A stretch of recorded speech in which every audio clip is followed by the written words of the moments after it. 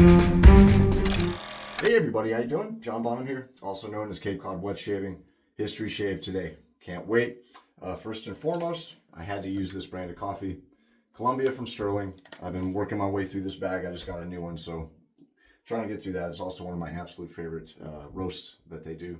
And I think I say that about every one of them. So go figure.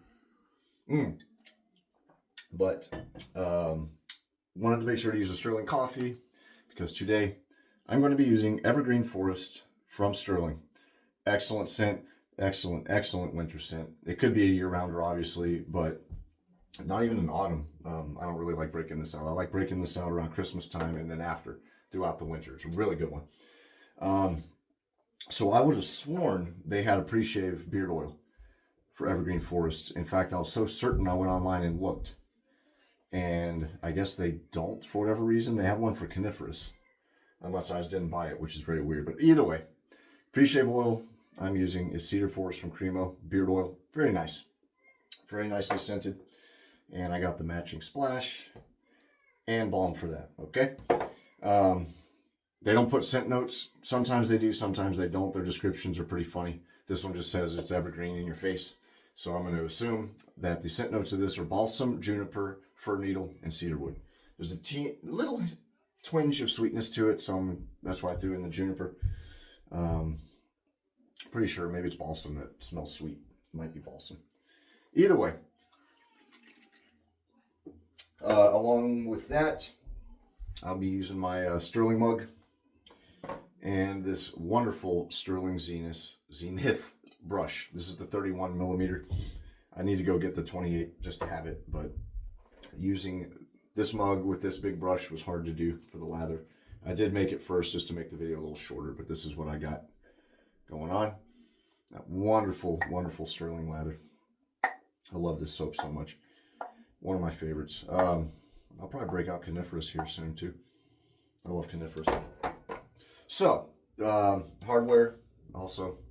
The 30s, is this the 36C or the 34C gold-plated Merker, which is gifted to me by you know who you are. Thank you very much. Big supporter of the channel. Appreciate it, buddy. But there we go. So today's history shave is not really necessarily a history shave. It's a collection. It's 2 stories and some factoids at the end. So I originally was going to do a history shave about a train. For whatever reason, I decided against it. Oh, because the soap set that I was planning on using, I think it was Phantom 306 is the name of it from Hoffman's. I didn't feel like using that. It's the only one that really fit, but I'm sure I could have found something else. But coincidentally, my buddy Dustin picked that one for his top 24 scents of last year, so obviously 2024. So how you doing, Dustin? By the way, my son's distracting me here. So anyway, I decided to not do that. That's on hold. So I picked out Evergreen. I wasn't even sure I was going to do a history shave after that. I just didn't feel like it. I was tired. Rough night with the baby. So if I seem out of it, I slept on the couch last night. Woke up, was like, I'm going to do a video, and I'm going to take down the rest of the Christmas decorations. And then the safety valve on our oven decided to stop working this morning. So I've been dealing with that. So that's why this video is out a little bit later. So I actually needed this video more than ever. So here we are. Life, huh? Anywho, so I'm like, I want a nice comforting scent. I picked Evergreen. I had no story aside from that train one to think of that would go with Evergreen Forest. So I went and Googled some, and I found 2 Native American legends that I thought were awesome. The first one I'm going to recite from memory because I read it a couple times. I really liked it. I'm going to read it to my daughter for bedtime story maybe. And the second one I did write down. So let's get started on this. If you hear Rob Halford warming up in the other room, that's in fact my toddler. So he might be screaming about something. My wife's down there letting me do this. Thank you, Jess. If you see this, really appreciate it, babe. But anyway, so the title of this is Pine Tree Legends. I couldn't think of anything more fitting. Hopefully that catches people's interest enough. Oh my gosh, this stuff smells so good. It does smell like a Christmas tree. Very much so. But a little more to it than that. Like I said, it has a bit of a sweetness to it. So, this first story is called The Sparrow and the Pine Tree, or The Pine Tree and the Sparrow. I forget which one. So the way the story goes is one day there was a sparrow with his family.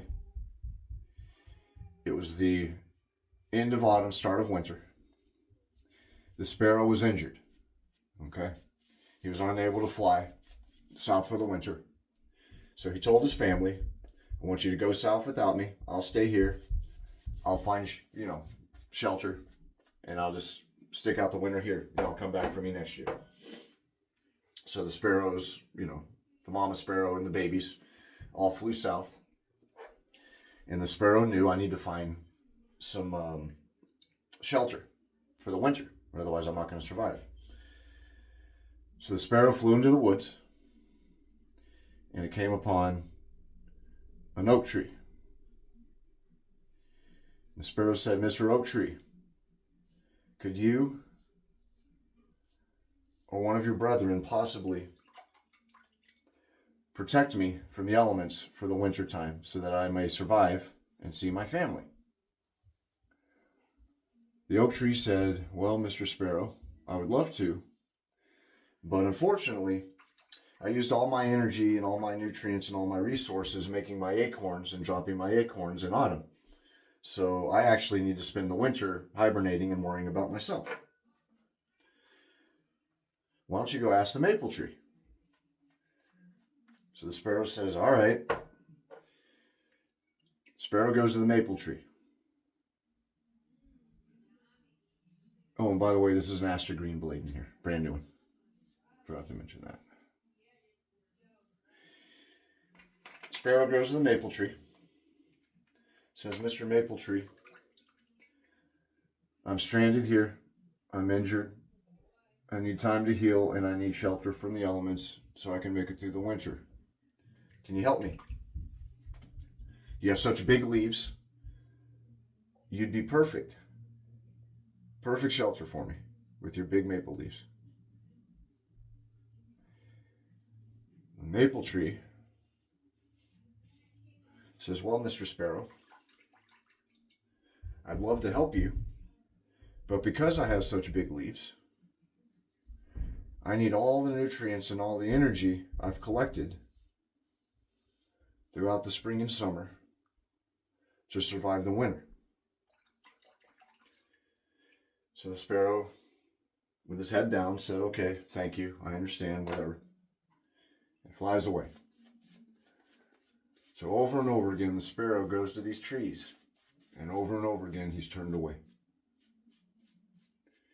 Finally, the sparrow looks over, and he sees a pine tree.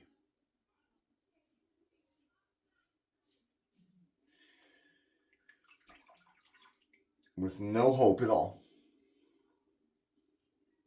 in his little heart, the sparrow flies to the pine tree and says, Mr. Pine Tree, repeats the spiel, I need shelter, I need time to heal. Is there any way that you could possibly shelter me for the winter? The pine tree says, well, I don't have big leaves. In fact, my leaves are more like needles. The biggest thing I have are very prickly pine cones. My wood is soft. My wood is soft. I'm more prone to be damaged during winter time and the snowfall and things like that. But everything I have to offer is yours. So please, by all means, if I can help you, find a place in my branches and make it yours until you can heal and see your family again. So happily, the sparrow does. He finds a little spot, nestles in, hunkers down for the winter, and makes it. At the advent of spring, the Creator, the Native American Creator, comes down to earth, and he sees the little sparrow. And he asks the pine tree, why is the sparrow still here? He should be south where it's warm. And the pine tree tells him what happened. The Creator calls a meeting with the forest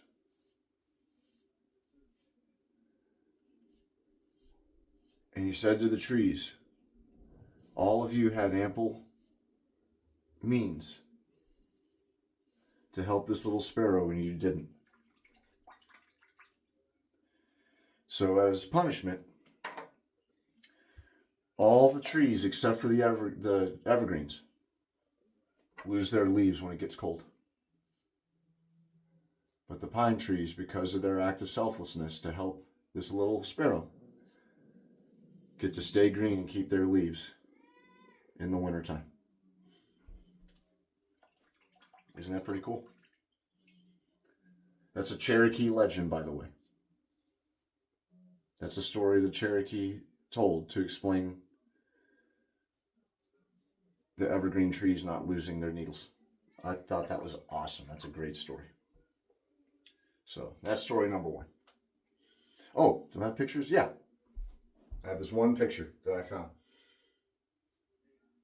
of the little sparrow in the pine tree. Beautiful photo.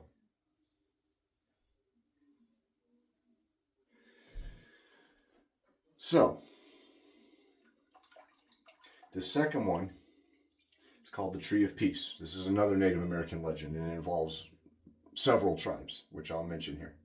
And this one's pretty neat because it involves trees that are actually found here in Massachusetts along the East Coast, called white pines. So in the 15th century, something called the Iroquois Confederacy was founded. All right? Y'all might know this. I didn't know this story. I think it's pretty amazing. The story goes that there were 5 warring Native American tribes.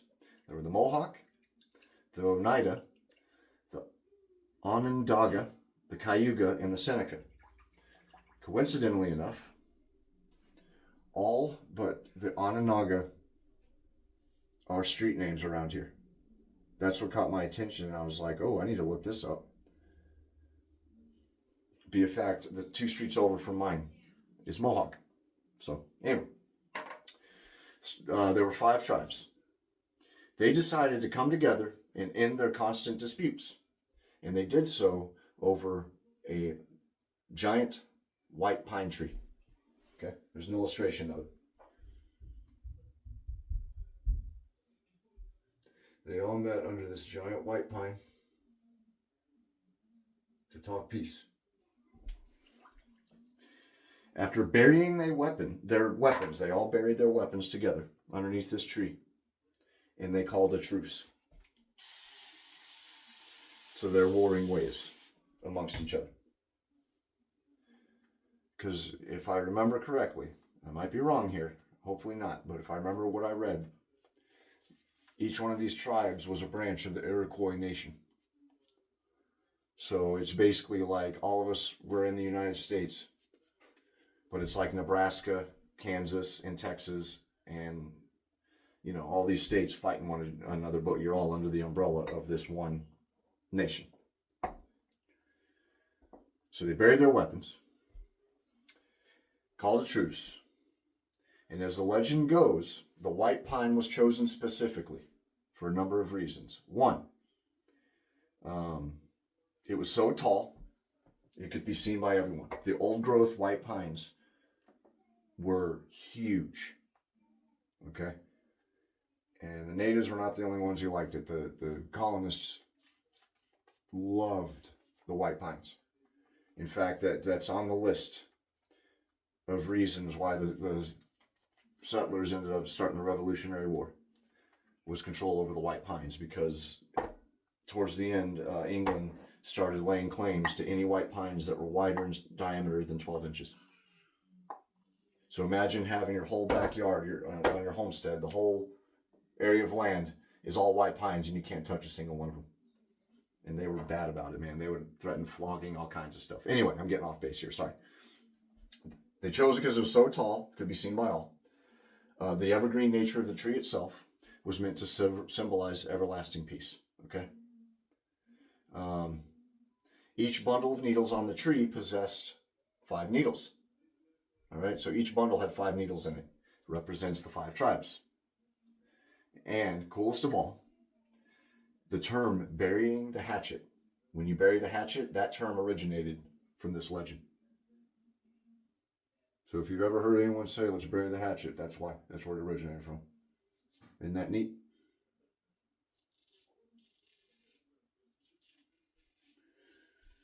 I was trying to find a photo of a white pine. I believe my daughter and I, because we go hiking together, have actually found a copse of old growth white pines. I need to go back. But after I found this photo and I saw the bark, I was like, holy crap, I think we found a group of those. Because it's very hard to find old growth white pines nowadays because most of them are gone. But here's a photo I found of a guy. I covered his face, leaning up against an old growth white pine tree. Look at how big that thing is. That's a big tree for a pine. Awesome. So, pretty cool, huh? All right, I'm on the other side of the page. Don't have a lot left to go. So let me go ahead and do touch-ups. I don't think I have much to do. And then I will be back and I'm going to do post-shave. See you in a sec. Oh boy. Look at that. What a shave. Brand new blade. Dude, Sterling's so good. So, not just the Sterling brush, but anyone, if you've never tried Zenith boars, they're amazing. I love Omega. They're inexpensive. There's a ton of them. Once you break them in, I think they're softer than some of the Badger brushes I have. But for start, like right out of the package, for softness and just how plush that knot is, do Zenith or do Maggard. Maggard has excellent boars. Their knots are great. So, yeah, check out Zenith. That smells good. So that's pretty interesting, those two stories, huh? So while I was looking into white pines, I came across other little snippets that I thought I'd add here, if that's okay. On a side note, white pines were widely used by colonists in the New World. I already mentioned that. Widely used for shipbuilding, all right? The wood was lighter than normal pine, obviously lighter than hardwood, but actually stronger and lighter than pine, which, you know, was pretty cool to them. Less knots. So that means it was easier to, you know, you could use more of the tree and it was easier to, you know, to mold and to shape. I have a cut right there between on the webbing of my finger, so this is going to hurt. Oh yeah, there it is. Oh, that's all right. That burn on my face feels a lot better. Oh,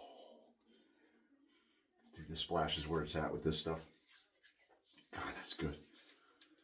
Whew. Oh, I love this stuff. This scent is just so damn good. It's so good. If you don't like pine, you're not going to like this, but I love it. It smells just straight up like I'm smearing pine sap on my face. All right. Their height and durability made them perfect for masts for shipbuilding, the white pines. But more specifically, homesteaders in the frontier had a habit of planting 2 white pines on their property as soon as they settled.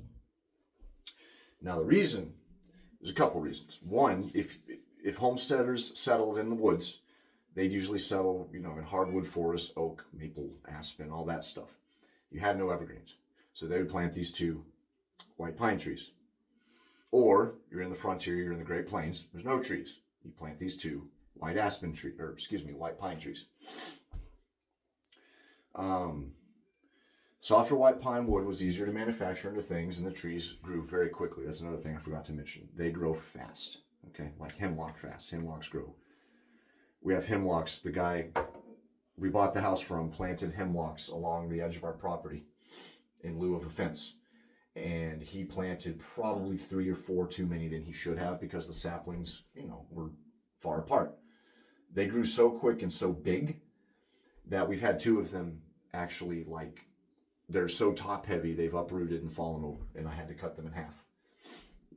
In essence, to try to save them and hope they'd bush out and grow up. One of them did, the other one died, unfortunately. But anyway, sorry. They grow fast. In this case, the pair of trees were meant to one day serve as caskets for the husband and for the wife. So imagine planting these trees knowing that one day they're going to be chopped down and made into your coffin. And because of that, they became known as coffin pines. Obviously, that's not from back in the day, seeing as there's a corrugated steel wall there, but you get the drift, the point there. So, pretty cool. I didn't know all that. There's quite a few states that they've made a comeback in little locations in these states. Massachusetts is one of them, but they're called East Coast white pines, or Eastern white pines. You know, you just walk past these things, you think nothing of it. There's history behind everything. That's why I like history so much. Everything has a historical significance, even the damn trees. That's so cool to me. Oh, man. This was a good shave. Coincidentally, I'm taking our Christmas tree down today, too. Might as well smell like one. Oh, that's good. Well, excellent. 21 minutes. Not bad. So I hope y'all enjoyed that. I know, like I said, it's a little different. I'm going to go back to my original formula, but I'm going to go around. I'm going to do the history mystery thing. I'm going to just, if it catches my fancy, I'll put it on here. You know, tell a story, whatever. Oh, technically that's historic. Native American legends. But that'll do it. I'm going to start throwing this, so I never ask for subscriptions for you to subscribe. If you want to, you're going to do that. Hit a like. That would be nice. I personally forget to like stuff. There's a guy that I'm subscribed to. I watch every one of his videos. It's called Yellow Flash, YouTuber. And I almost always forget to like his videos. So it helps with the algorithm and all that. So like if you'd like to. This is one of the few times I'm going to mention this. The other thing I'm going to say, and someone, you know, a buddy of mine, I don't know if he wants to be anonymous or not. You know who you are. How are you, by the way? Gave me the great idea to do buy me a coffee. So that's one thing I think I'm going to try to say in most videos. Is if you want to, I'll put the link in the description. Ghost of Christmas Past just fell. Isn't that cute? Got this past Christmas. If you'd like to buy me a coffee, go to the link. Yeah, whatever. And donate whatever. It's either going to go towards the channel or to diapers. So either way, thank you. A few people have already donated. I really appreciate it. You know who you are too. But yeah, so links down below if you feel so inclined. Dude, 50 cents, I don't care. Something. Thank you. If you like what I do, at least. Other than that, the other reason being is because, you know, 5 kids, always busy, all that crap. So finding the time to do this has gotten harder. So it would be nice to make a little something off of it. But anyway, thank you very much. Hope y'all enjoyed those stories. I had a lot of fun looking that stuff up. It was pretty interesting. So thanks again. If you're tuning in, again, returning, really appreciate the support. If you're new, this is what I do. I do videos, do whatever I want. So stuff like this, tell stories, talk about random stuff, reviews, first impressions, whatever. But yeah, that'll do it. Hope everyone has a great winter. Everyone just pray for California, the whole state. It is apocalyptic how horrible what's going on over there is. I called a handful of people. Thanks again, Joe, for reminding me about a couple of them. But everyone in the wet shaving world in California, check in with them, make sure they're okay, that you know of. Just keep them in your thoughts. It's really bad over there. But aside from that, y'all take care. Thanks for watching. And yeah, be safe, take care of one another. And most importantly, enjoy the shaves. See you next time.